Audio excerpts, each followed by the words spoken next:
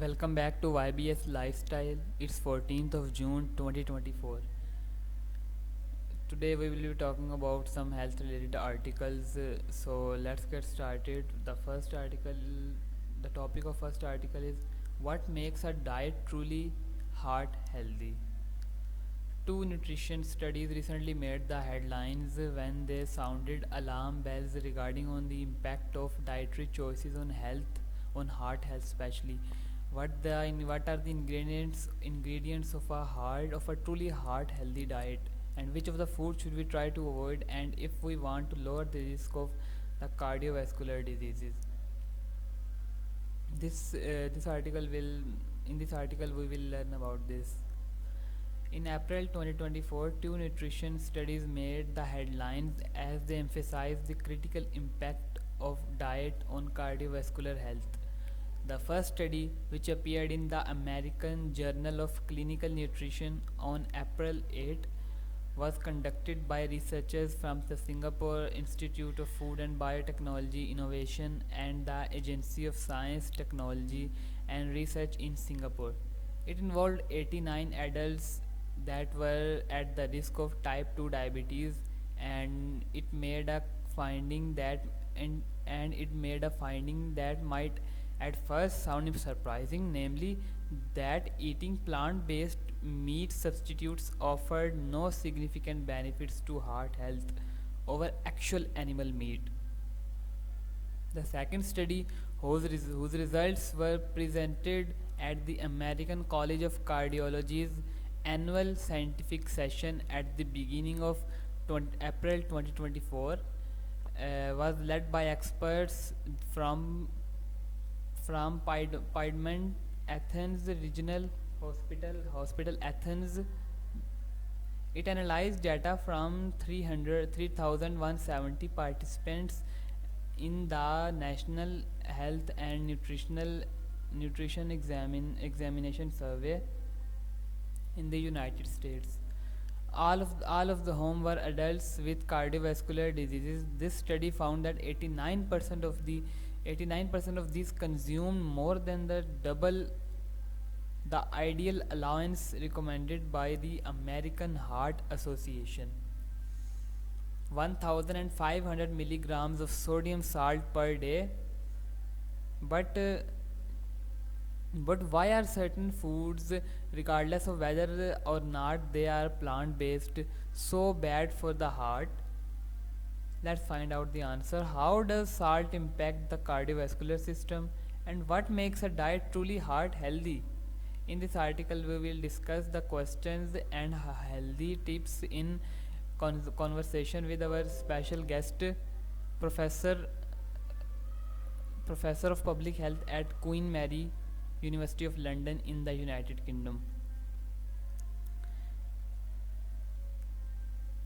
Is conversa- is intermediate fasting our second topic? Is intermediate fasting actually bad for you, or it is good for your heart? Let's find it out. The proponents of intermittent fasting often cite benefits such as weight loss, improve blood sugar balance, and reduced cholesterol, and there is also scientific evidence to support these claims, at least in a very short term. But what about intermittent fasting's effect on long run, and could it actually do more harm than good for the human heart? Let's find it out. Intermittent fasting is a rather continuous topic when it comes to heart health and well-being. While the other studies that point to its short-term benefits, such as reduced cholesterol when people eat within a 10 to 12 hour window, or an improved gut microbiome in people with obesity, there is some conflicting evidence on its benefits for weight loss. Some studies have also shown that intermittent fasting can help lower certain heart diseases risk factor, such as reduced cholesterol and blood pressure.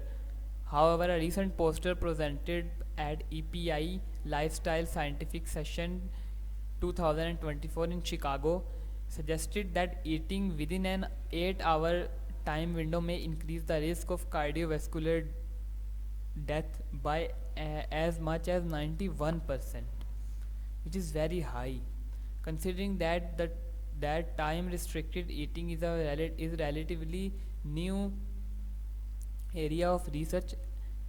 Experts agree that there is a lack of long-term studies on the effects eating particles such as intermittent fasting have on our body, in particular the cardiovascular system. In light of these recent controversial findings, future editor Maria Cohut and I sat down to discuss all things intermittent fasting and in the latest installment of our In Conversion podcast.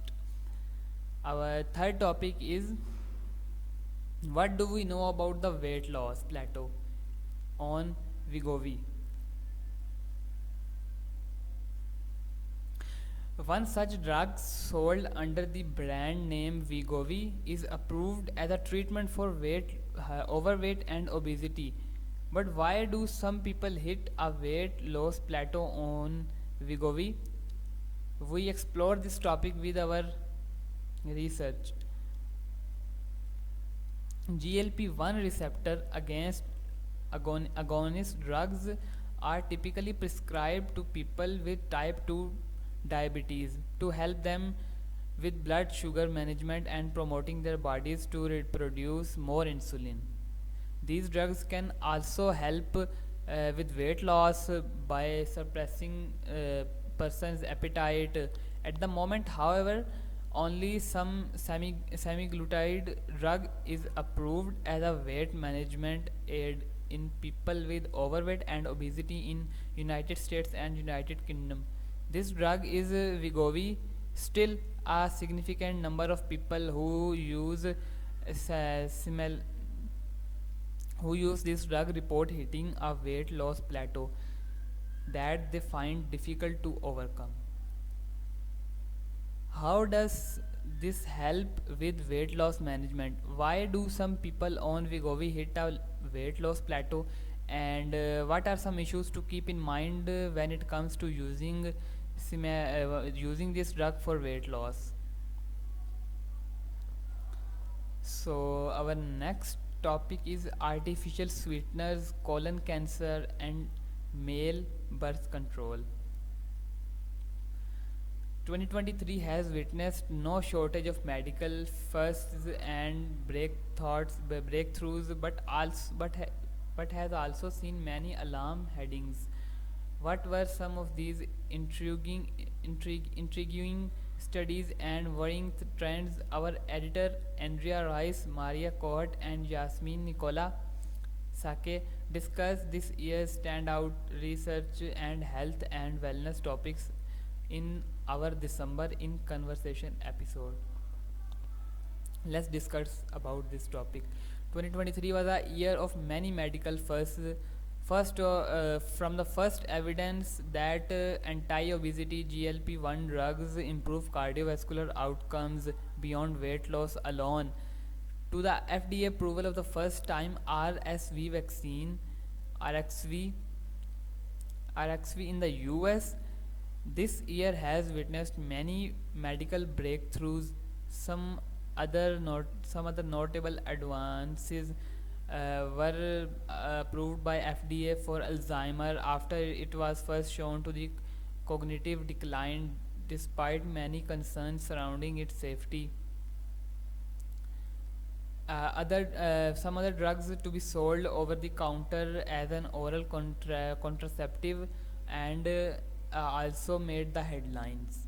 Speaking of birth control, the lack of non-barrier options for men, unlike other pills available for women, caught the attention of Maria Cohut, our features editor, who did a deep dive into the whys behind this.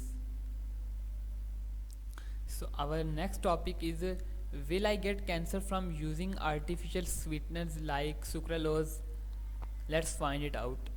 The first topic we delved into was that on the link between artificial sweeteners and cancer. This particular piece of research found that a chemical in a commonly used artificial sweetener may cause DNA damage. This chemical in question was sucralose 6 acetate, a metabolite of the sweetener sucralose. This study findings showed that sucralose harms gut health and may lead to oxidative stress, inflammation, and DNA damage, and hence a risk of cancer. Dr. Hilary Gut, our presenter, pointed out some common food items that certain this sweetener. It's in chewing gum, salad dressings, barbecue sauces, sugar-free jams, and many more. One important here was this first study was done on human blood cells to see the DNA damaging effect in humans. An average human weighing 70 kilograms would have to consume 18 liters of sucralose sweetened beverages daily. And Andrea then asked, why is there such little research about the cancer causing effects of artificial sweeteners in humans when we are aware there are so many potential health risks involved in consuming too much sugar in general? Although this is a although it is a different difficult question to answer, there are many obstacles, including funding, timing, and ethical challenges in conducting such long-term studies in humans. Why are Our next topic is, why are colon cancer rates rising in young people? Our next topic was colon cancer and how worried we should be about the near doubling of cases in recent years. The study had identified four key symptoms linked to an increased risk of early onset colorectal cancer in young adults. The symptoms included abdominal pain, rectal bleeding, diarrhea, and iron deficiency anemia. Andrea started off with a statistic. We were seeing his huge increasing in the proportion of colon and rectal cancer incidence in people under 55. It's doubled over the past 20 years from 11% to 20%. She pointed out that early onset cancer is identified as being diagnosed under the age of 50, and current recommendations for colorectal cancer screening start at around the age of 45. Maria drew attention to the specific symptoms that the study listed. Our Out of this list symptoms, diarrhea is not uncommon, iron deficiency anemia is not uncommon, and what was emphasized in the study was that having just one of these symptoms could almost double your risk of colon cancer, which to me was shocking. My question is a question that everybody is asking: why is this happening? A multitude of factors can explain the risk of colon cancer rates. It it may attribute it to just being a byproduct of how we live and work. Most of us are engaged in any type of knowledge, and where you're sitting all day, there's going to be health consequences. So lifestyle factors play a role, diet plays a role, of course a person's health history and even family history of colon cancer can also play a role. So the next topic is, why is there no male birth control pill on market yet? Our first topic was contraception, and more specifically birth control options for men. This feature on male birth control pill questioned why there were no oral contraceptives for men on the market despite equivalents of female being using since 1960s. Experts have yet to understand why multiple MS develops, but current research suggests that genetic and environmental factors may influence its onset. So thank you for watching. Thank you for watching our channel YBS Lifestyle to the end.